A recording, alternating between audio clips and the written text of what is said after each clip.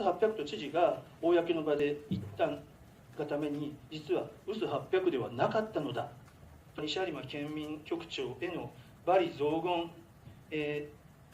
火のないところにわざわざ火をつけたようなものです。あの段階、5月の初旬の段階、あの程度の状況で公益通報に当たらないと判断したのは拙速に過ぎたというふうに私には思われます。知事らの振る舞いは公益通報者保護法に違反すると思います。それを理由としたその人に対する不利益扱いは禁止されます。圧迫的な事情聴取、県民局長の解職、退職の保留、懲戒処分はすべて違法ということになります。警察、マスコミ等の10人程度に相手を選んで送ったとのことです。広範な広い先への電波を、伝わることを意図したわけではなくて、兵庫県が少しでも良くなるように各自のご判断でご活用いただければありがたいというようなものです。本日の百条委員会で参考人として招かれた奥山教授は、パワハラ疑惑に関連して、組織内での権力行使や職員とのコミュニケーションの重要性を強調しました。適切なリーダーシップの欠如が問題の核心にあると指摘し、組織の透明性と説明責任の必要性についても意見を述べました。本日は、本委員会の調査項目となる公益通報者保護についてご講演をいただくため、大変お忙しい中にもかかわりませず、上智大学教授の奥山俊弘様にお越しいただいております。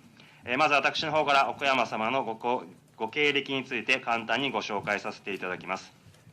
奥山様は現在、上智大学文学部の教授として内部告発者保護法制、ジャーナリズムなどの研究をされており、またこれまでも公益通報に関する書籍や論文等を数々執筆されております。詳細につきましてはタブレット端末の資料06の通りでありますのでご参照ください。また奥山様はこの度の文書問題にかかる県当局の対応について公益通報の専門的見地からメディア等においてもご見解等を広く発信されており、これまでの経歴等についてもご承知いただいていると存じます。それでは奥山様よりご講演をいただきたいと思います。講演終了後、質疑並びに意見交換の時間を取りたいと思いますのでよろしくお願いします。それでは奥山様よろしくお願いいたします。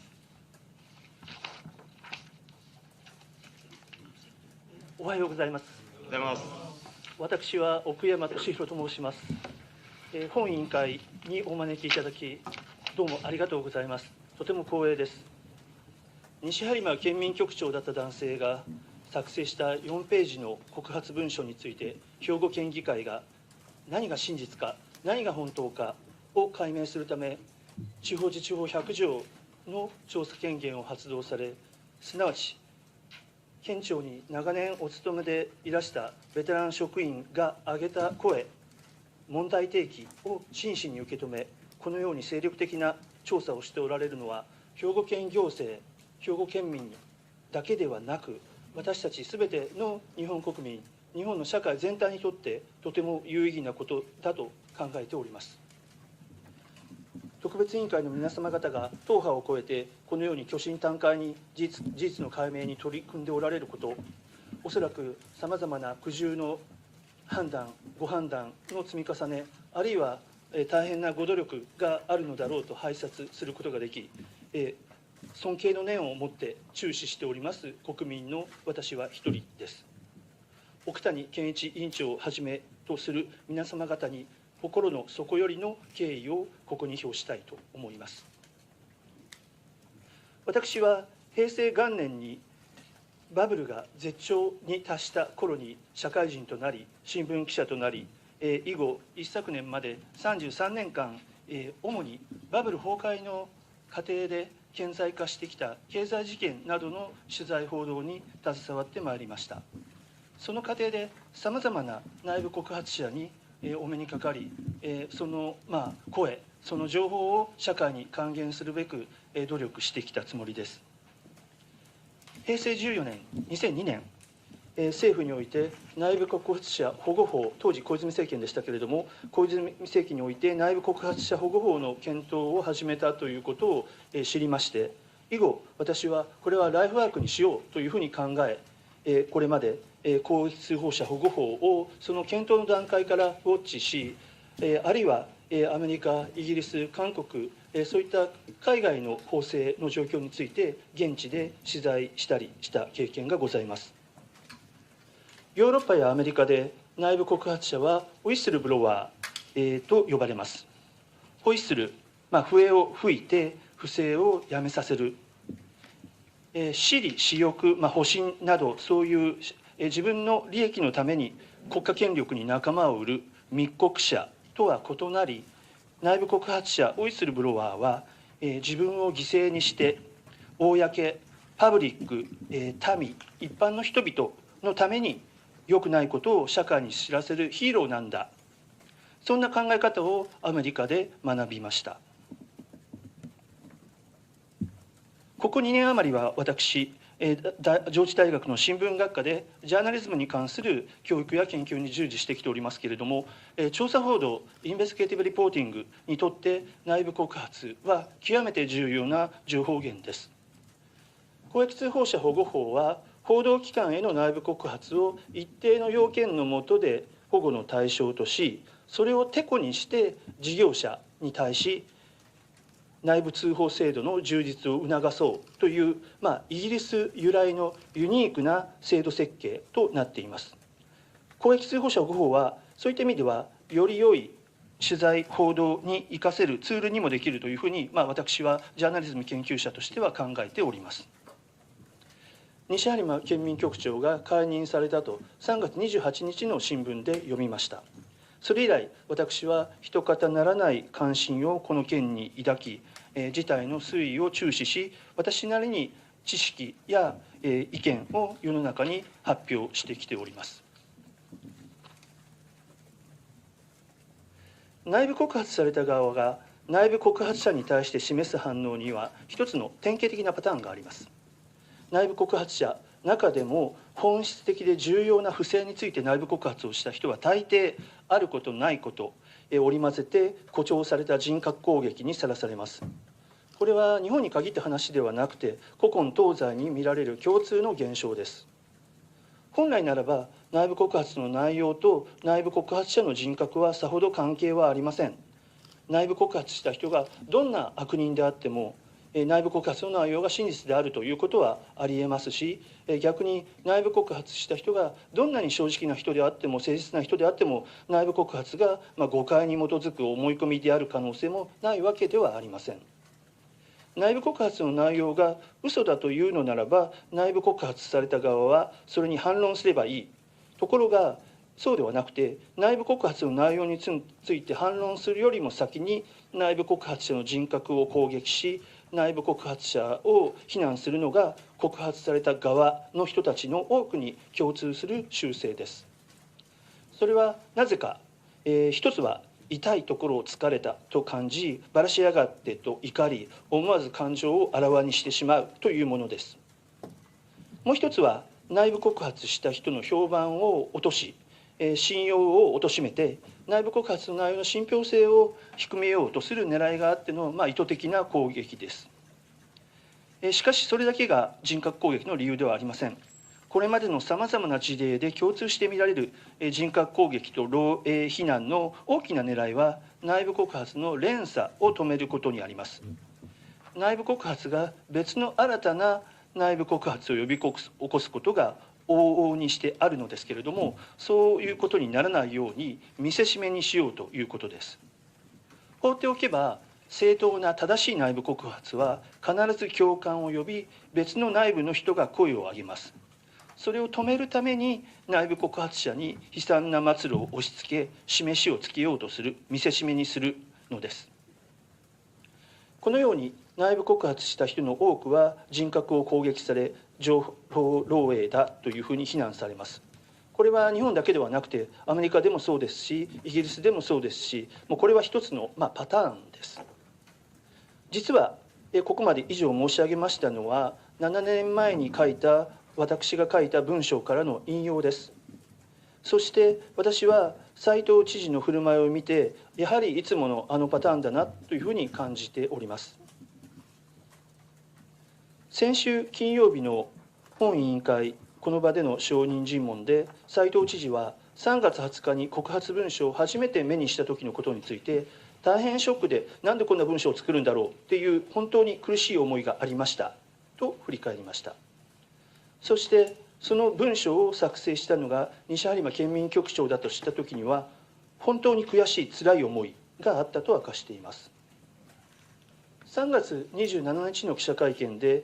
前西播磨県民局長に浴びせた公務員失格との言葉について、先週の証人尋問で斉藤知事は、その悲しい辛い思いからやはりああいった表現ということをさせていただいたとも認めています。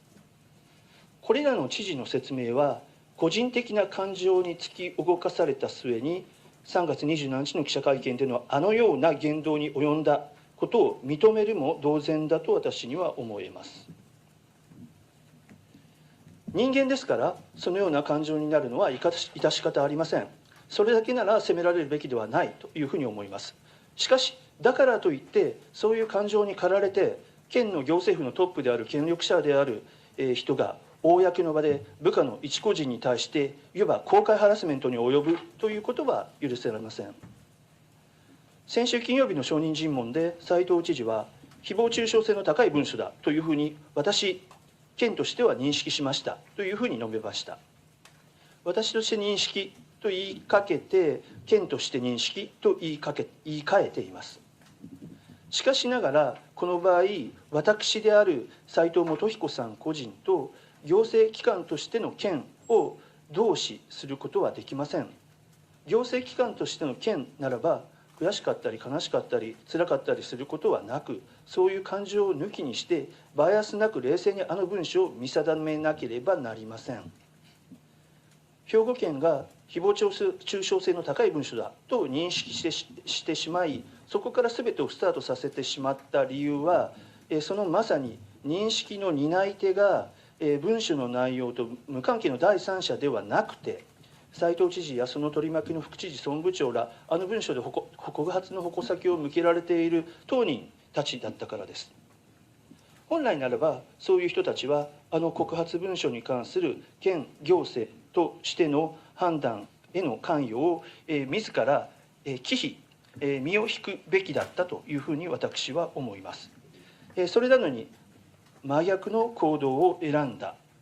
だから、冷静な対応ができなかった。まるで独裁者が反対者を粛清するかのような陰惨な構図を描いてしまった。そういうふうに思われます。知事ら組織上層部からの独立性を確保し、客観性と専門性を兼ね備えた調査を行うためには、費用はかかりますけれども、一般に利害関係のない弁護士や有識者で第三者委員会を設けるのがベストであるというふうに考えられています。実際、上場企業の大きな不祥事の際には、そのような手法を取るのが今や当たり前の慣習として確立していると言っていいかと思います。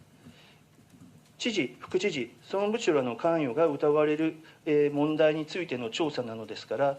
調査の結果として、その疑いが仮に晴らされたとしても、その調査が県職員による身内の調査なのであれば、到底その調査結果への信頼を得ることはできません。さらなる火種をまき散らすだけとなります。そのことが最初から明らかでした。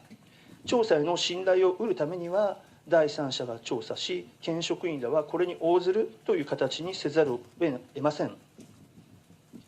そして、これは法的な要請でもあります。県庁の内部通報窓口で受け付けられた内部公益通報をきっかけとする調査については、県は一昨年に施行されました改正公益通報者保護法により、体制整備を義務付けられています。体制整備の内容は、内閣府告示である法定指針に示されておりまして、それによれば、県は内部公益通報の受付、それに関する調査、それに基づく是正のすべてについて、組織の長、トップ、その他幹部からの独立性の確保に関する措置、事実に関係するものを関与させない利益相反排除の措置の双方を、これは法律で義務付けられています。こうした法的義務を果たすためには、何らかの第三者性ある調査に委ねざるを得ず、そうでなければ、県の調査は公益通報者保護法の体制整備義務違反となりかねません。確かに西播磨県民局長だった人による文書の送付先は当初報道機関など外部でした。ですのでここでいう内部公益通報には該当しません。しかしながらその後の4月4日西播磨県民局長だった人は兵庫県の正式な内部通報窓口に通報したというふうに報道されています。これについては内部公益通報に該当し、県はその通報の受付、それに関する調査、それに基づく是正のすべてについて独立性を確保し、利益相反を排除しなければなりません。通報受付窓口の独立性だけではなくて、調査や是正に関しても独立性を確保しなければならないというふうに法令で定められているというところが大切です。後で申し上げますけれども、この調査にあたっては、今回の告発文書の内容が真実かどうか、信ずるに足りる相当の理由があったかどうかというところが確かにポイントとなります。4月4日より前にあった出来事、すなわち元前西播磨県民局長の3月の行動に関する県総務部人事課の調査と、4月4日になされた内部公益通報についての県財務部県政改革課の調査と、その2つが一時期は同時並行で進んでいたわけですけれども、その2つの調査の双方でそれぞれこの告発文書の真実性と真実相当性について何らかの結論を出されるということになります。この2つの調査、いずれも県としての調査という点で同じなのに結論が違っていていいのかという疑問が浮かびます。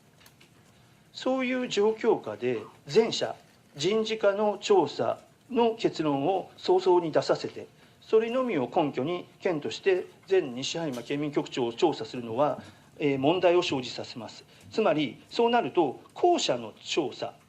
内部公益通報についての一定の独立性を確保し利益相反を排除したはずである調査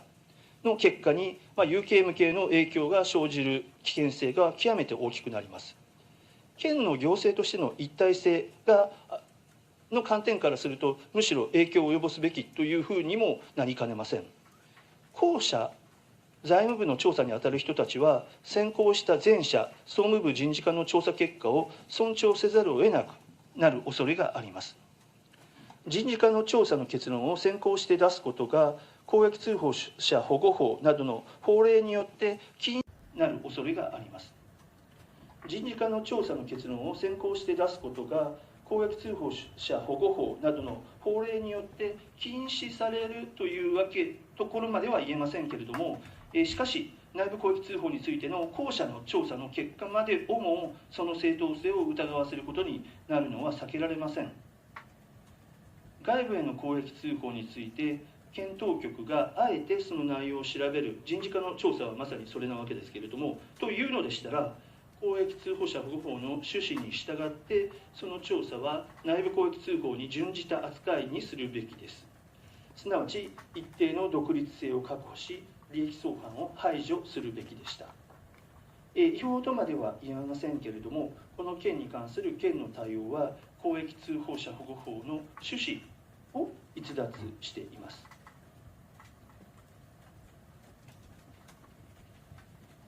アメリカの内部告発者保護法制とは異なり、日本の公益通報者保護法はイギリスの公益開示法を参考に作られています。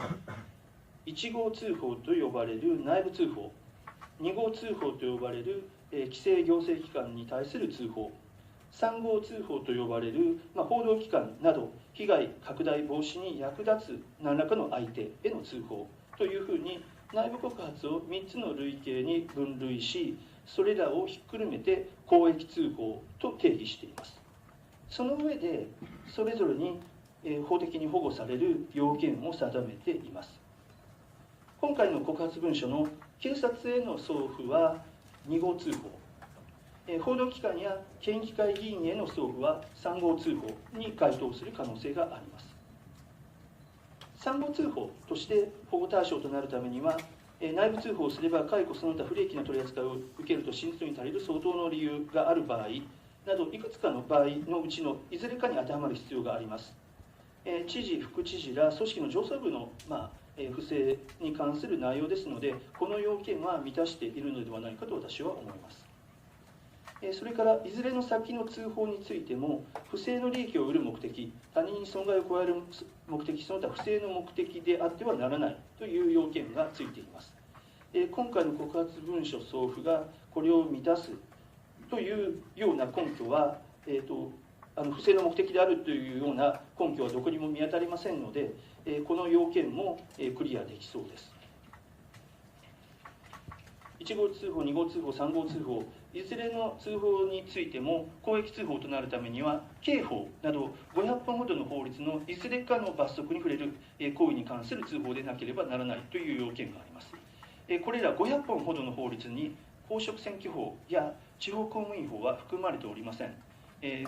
それらへの違反に関する内部告発については、公益通報者保護法の保護対象には入りませんが、正当な内部告発には当たると思います。これについては後で申し上げます。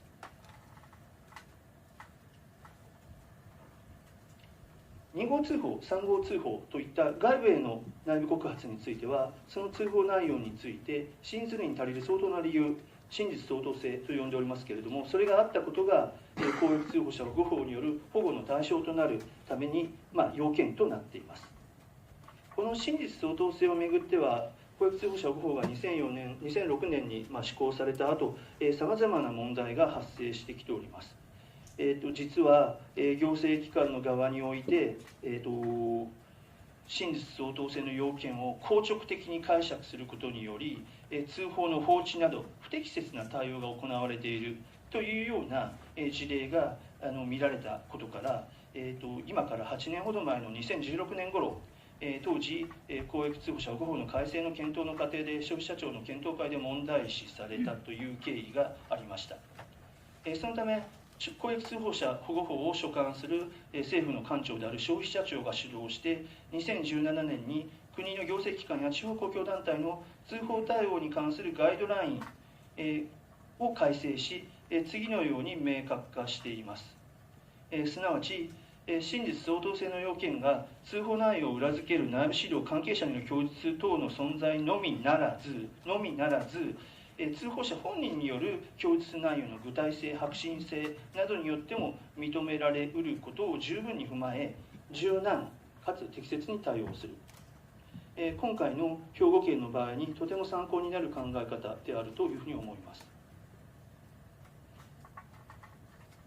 思い込みや誤解など意図せざる事実後に嘘ではなくて虚偽ではなくて結果的に間違ってしまったという内容がもしあったとして、それを誰にでも読めるように SNS インターネット上で公開したということならば、それは名誉毀損などの違法行為に該当するかもしれないだろうという判断のもとで、議会関係者、警察、マスコミ等の10人程度に相手を選んで送ったとのことです。告発文書の末尾に関係者の名誉を毀損することが目的ではありませんので取り扱いにご配慮願いますとありますことから明らかな通り、広範な広い先への電波を、伝わることを意図したわけではなくて、兵庫県が少しでも良くなるように各自のご判断でご活用いただければありがたいというようなものです。この告発文書をマスコミ関係者に送ったことについて、次のような見解があるそうです。すなわち、作成した文書を10人に配って、その中にマスコミ関係者がいたということは、報道してほしいという意図しか考えられない。マスコミは仕事柄知ってしまった以上書かざるを得ないから、広がることを期待していたと評価されても仕方なく、流布したという事実認定が可能という、ご見解があるそうです。しかしながらこれは誤りであるというふうに私は考えます。多くの報道機関では通常その報道にあたってそのことが公共の関心事なのか、つまりニュースバリューがあるかどうかを検討します。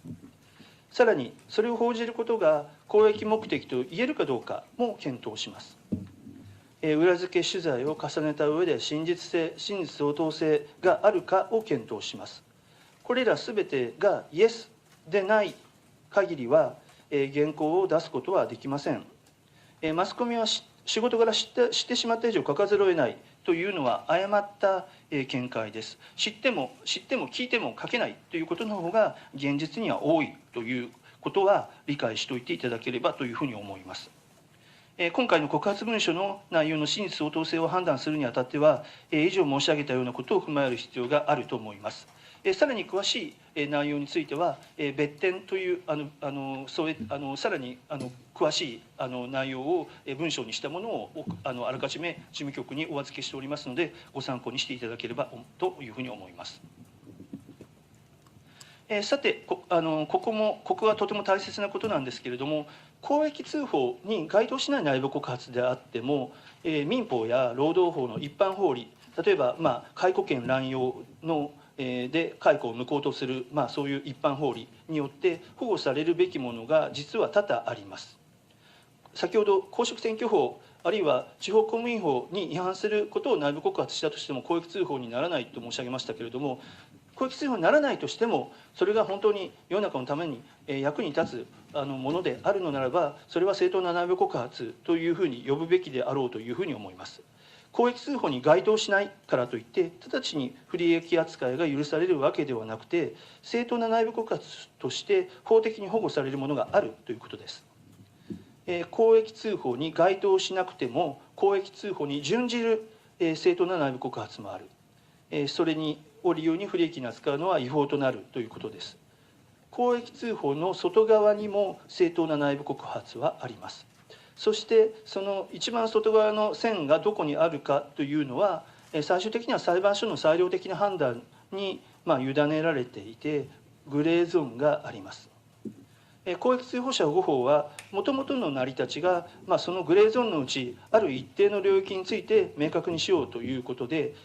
民事的な利害調整のための法律、労働法制の一部でしたので、最終的な判断は公益通報者保護法に違反しているかどうかということの不利益扱いになるかどうかということの最終的な判断は裁判所に仰ぐという立て付けになっています。そのことは念頭に置いておく必要があります。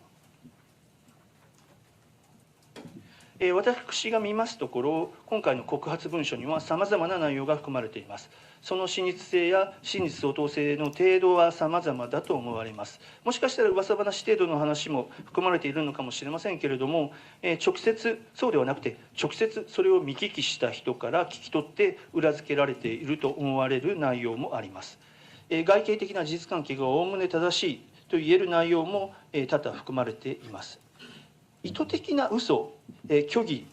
は見当たらないのではないかと、結構ここは大切なポイントだと思うんですけれども、見当たらないように私には思われます。冒頭に書かれている、例えば公益財団法人兵庫震災記念21世紀研究機構の副理事長の人事の件のように、私などからすると非常に批判したいような内容の人事であっても、法令違反ではないというような内容が含まれています。この部分についても、公益通報には当然当たりませんけれども、私の個人的な意見としては、正当な内部告発として法的に保護されるべきであるというふうに思います。公益通報と公益通報でない外部への情報伝達が混在している、混じり合っているという内部告発をめぐっては、徳島県で数年前に裁判となった事例があります。徳島新聞に同僚の不祥事を内部告発し、記事になった。でその後直後、その人の意に沿わない、係長に承認するが通常だった年次だった成り行きだったところが、係長承認が取り消しとなる人事異動を命じられた徳島県の職員が県を訴えたという裁判です。控訴審で高松高等裁判所は8年前、次のように判決しています。公益通報に該当する部分を区別せず、消極的要素として人事にあたって考慮したことは、公益通報したことを理由に不利益取り扱いをするもので、公益通報者保護の趣旨に基づく適用すべき地方公務員法に違反し、国家賠償法上の違法行為を構成すると。これ国家賠償法というのは国家賠償を認めてるんですね。この判決は少額ではありましたが、他方公益通報に該当しない部分もその告発には含まれていました。その辺については消極的考慮要素として考慮したことは裁量の範囲内として認めるという判断でした。ちょっと折衷的な判断ではあるんですけれども、こうなるんだ、当然こうなるだろうなという判断であろうというふうに思います。ですので今回の告発文書についてこれを当てはめて考えますと、公益通報者保護法で保護されるべき公益通報が含まれている可能性があるのでしたら、知事や副知事はそれをちゃんと区分してその部分を見出して他の内容と区別する必要がありました。軽々に全体的な印象一部のところを取って真実相当性なし公益通報に該当せずと判断するのではなくて丁寧な判断が必要だったと思われます。あの段階、5月の初旬の段階、あの程度の状況で公益通報に当たらないと判断したのは拙速に過ぎたというふうに私には思われます。結果的にあの告発文書には法的に保護されるべき公益通報が含まれているということが、今や明らかになってきていると思われますので、私は知事らの振る舞いは公益通報者保護法に違反すると思います。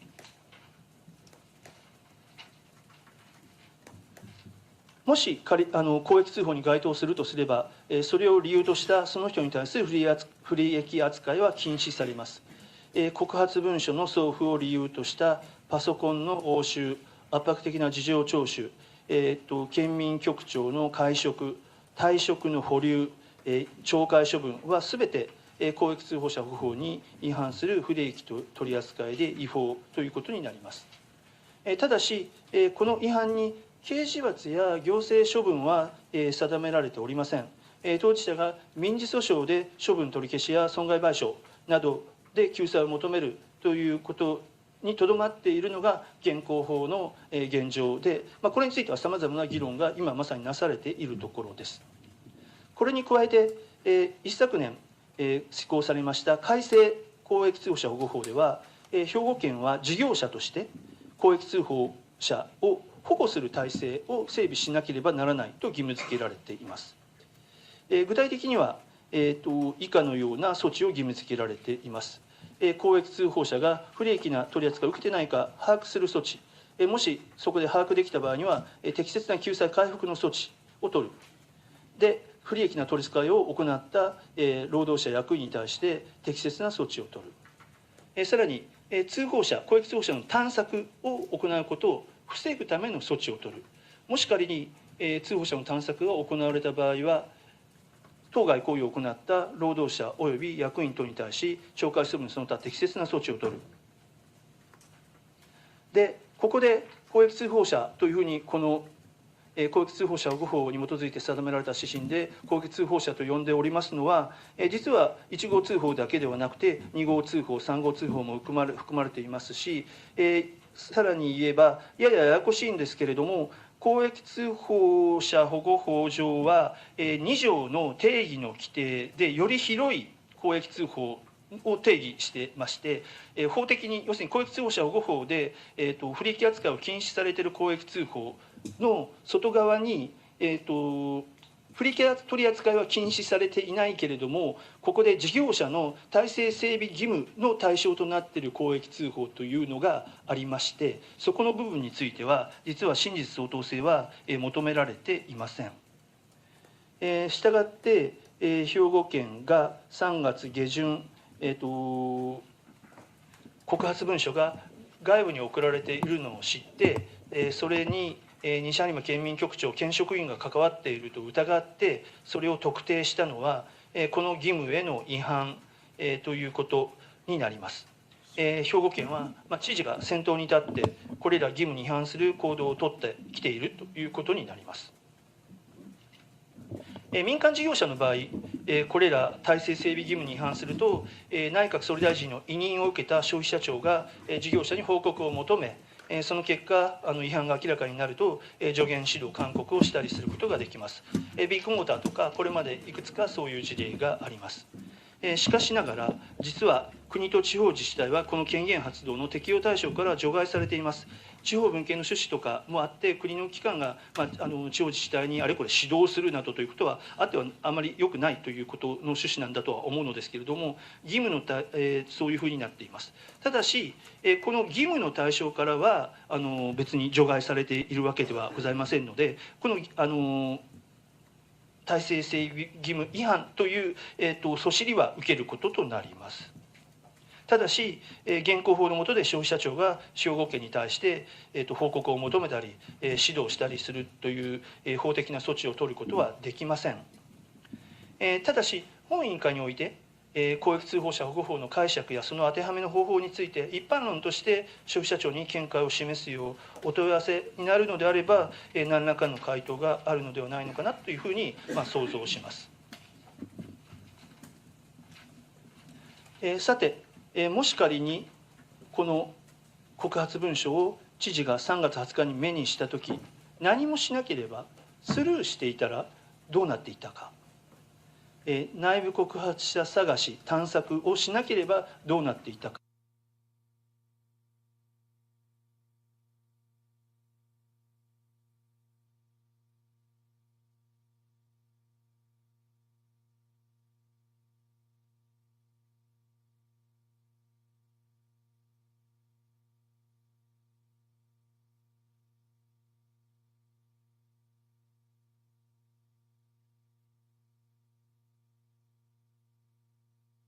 内容があったかもしれない、あったかなかったかといったところであるように私には思われます。一昨年まで33年、私は主に社会部や特別報道部で記者をしておりました。さまざまな組織に関するさまざまな投書、文書を目にしてきました。そういう私の目からすると、この告発文書は特別に珍しいタイプの文書だというわけではありません。時間を3月12日に巻き戻して考えてみたときに、全国ニュースになるような内容があの中にあるのかなというと、ちょっとなさそうだなという感じが正直言って、します。これはわざわざ自分の貴重な人生を費やして取材に当たるべきものなのかというふうに調査報道に当たる記者ならばどうしても考える、かもしれません。ところが、知事が局長にまでなった人による内部告発だったことが知事自身の口によって記者会見で明らかにされたため、逆に告発文書は単なる匿名文書にはない特別の重みを持つことになりました。西播磨県民局長という数要な地位にある人が書いた文書なんだということで、一挙に信頼信用性が増したと言っていいかと思います。そしてさらに嘘800だというふうに非難する知事の言葉とともにこの文書は世に出ることになりましたので、この告発文書の中に一つでも二つでも真実が含まれていることが調査報道で明らかにすることができるならば、その一つ一つが大きなニュース性を持つことになりました。嘘800と知事が公の場で言ったがために、そのためにかえって一部の小さなことであっても真実が含まれていて、実は嘘800ではなかったのだ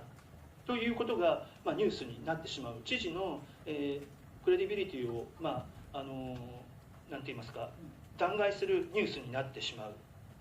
通常ならローカルなニュースにさえならないような話が関西圏全域あるいは全国向けの大きなニュースとして取り上げられるのは、3月27日の知事の記者会見での、亡くなった西播磨県民局長への罵詈雑言、それを弾劾する要素がそこに含まれていて、それが県民局長の汚名を注ぐものと読者や視聴者に受け止められるからというふうに私としては思われます。この経緯を組織の危機管理の視点で見ますと、知事らの初動は全く逆効果で、火のないところにわざわざ火をつけたようなものです。告発文書の存在を世の中に知らしめたのは西播磨県民局長だった男性ではなく、斉藤知事その人です。この問題をめぐって今世の中の多くの人たちが怒り、それはまるで沸騰しているようです。声を上げた男性職員の大変に不幸な結末が他の職員を萎縮させるのではないか、兵庫県庁だけではなくて日本中のあちこちの職場で働く多くの人たちをして内部告発の声を上げづらくさせるのではないかと心配する声があります。確かに知事や副知事の今回の不適切な対応が咎められることなくまかり通ってしまえば、県職員は職場でおかしなことを見聞きしてもよほどの覚悟がない限りそれを公益通報することができなくなってしまうことでしょう。こうした萎縮は兵庫県庁に限らずその他の多くの同様の組織でも生じる恐れがあります。その結果あってはならない行い不正が放置されてしまいがちとなる恐れがあります。その時立ち上がったのが兵庫県議会であり、この特別委員会だと思います。この特別委員会がこの内部告発にこのように真摯に対応しておられること、そのプロセスそのものが分水嶺となって模範となって今後の日本社会で正当な内部告発を真剣に取り扱うのが当たり前となること、私はそれを強く願っております。いかがだったでしょうか。奥山教授が招かれて斉藤知事を切り捨ててたわね。教授の話を聞いていると、県庁がパワハラ道場に思えるのだ。教授は組織の中での権力の使い方が問題だって言ってたし、もっとオープンなコミュニケーションが必要だって言ってたわね。確かに、でもそれを知事がどう受け取るかが問題なのだ。そうね。教授の話は重要なポイントついていたわ。みんなも奥山教授の話についてどう思うか、ぜひコメントで教えてほしいのだ。高評価とチャンネル登録も忘れずにね。それじゃあ、また次回もよろしくなのだ。